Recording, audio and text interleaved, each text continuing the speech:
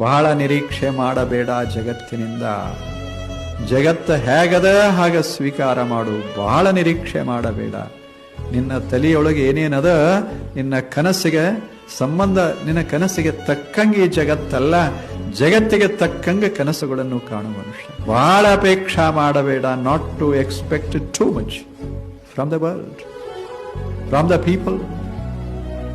ಬಹಳ ನಿರೀಕ್ಷೆ ಮಾಡಬೇಡ. ಇದೆಲ್ಲ ಪರಿಪೂರ್ಣ ಆಗಬೇಕಂತ ಹೋಗಬೇಡ. ಯಾಕೆ ನೀನೇ ಅಪೂರ್ಣ. ನಿನ್ನ ಶರೀರ ಅಪೂರ್ಣ, ನಿನ್ನ ಮನಸ್ಸು ಅಪೂರ್ಣ. ಇನ್ನು ಜಗತ್ತನ್ನ ಪೂರ್ಣ ಮಾಡೋದು ನಿನಗೆ ಯಾಕೆ ಹವ್ಯಾಸ? ಎದ್ದ ಜಗತ್ತನ್ನೇ ಪೂರ್ಣ ಅಂತ ಭಾವಿಸಿಕೋ ಮನುಷ್ಯನೇ.